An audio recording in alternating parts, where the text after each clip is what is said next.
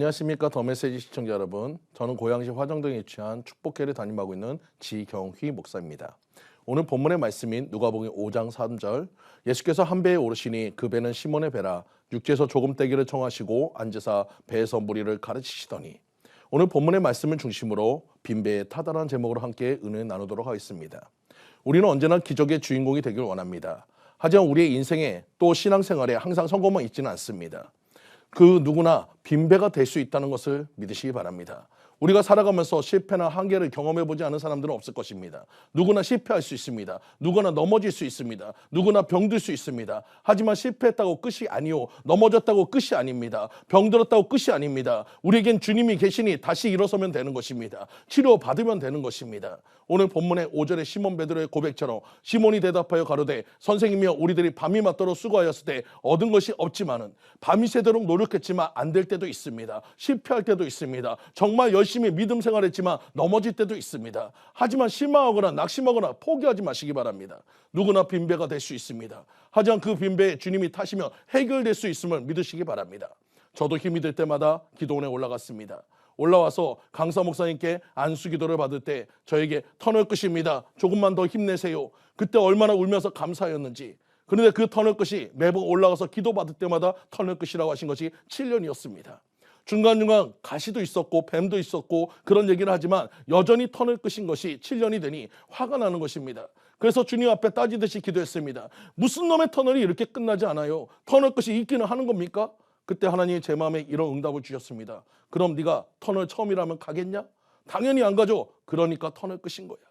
하나님은 나보다 더 나를 잘 아십니다. 출애굽한 이스라엘 백성들이 광야에 처음 들어갔을 때 광야 생활 40년이나 생활을 하셨다면 그들이 어떻게 가려 하겠습니까? 당연히 안 갈 것입니다. 하지만 가다 보니 가나안에 들어가게 되었습니다. 가다 보니 치료되고 가다 보니 응답되고 저도 가다 보니 오늘 이 자리까지 왔습니다. 사랑하는 성도님들, 지금 당장 빈배가 되었다고 실망하지 마시고 반드시 하나님의 구원의 때는 옵니다. 응답은 옵니다. 치료는 됩니다. 이 약속을 믿고 기도하시는 성도님들 되시기를 간절히 축원드립니다. 또 빈배는 우리가 주님을 만나는 자리인 것입니다. 예수님 내 인생의 항해에 올라타시기만 한다면 그 배가 비어 있어야 합니다. 이는 우리가 주님을 만나는 조건인 것입니다. 그 조건은 바로 기초적인 요인이 바로 빈배가 되어야 하고 빈 구물이어야 하는 것입니다. 세상의 기준은 결코 빈배는 축복이 아닙니다. 감춰야 하고 숨겨야 하는 약점인 것입니다. 하지만 예수 안에 있는 우리에게는 빈배는 축복인 것입니다. 바로 주님을 만날 장소이기 때문입니다. 만일 시몬이 고기를 많이 잡아 만선의 기쁨으로 돌아왔다면 예수님은 시몬의 배에 오르실 수 없었을 거니와 시몬을 향해 깊은 곳에 가서 그물을 내리라고 말씀하실 수도 없었을 것입니다.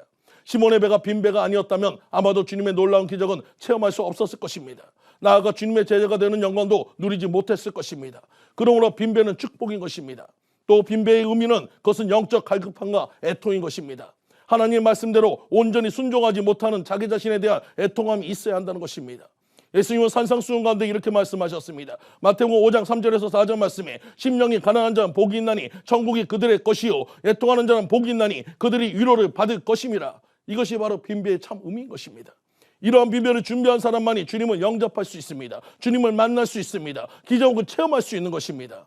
저도 한때 음식을 잘못 먹어서 온몸에 아토피가 퍼져서 목욕탕은 가보지도 못하고 여름에도 긴팔을 입어야 했고 한번 가려움이 올라오면 피가 나와도 긁어야 할 정도로 고통이 심했습니다. 차라리 그 부위를 잘라버리고 싶고 파내버리고 싶을 정도로 괴로웠습니다.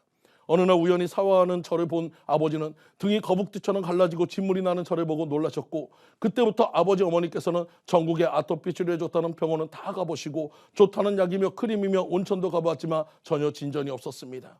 당시 저는 신학을 공부하는 중이어서 이런 모습이 성도들에게 보여지면 하나님의 영광을 가릴까봐 주님께 내 병을 고쳐주시길 간절히 기도했습니다.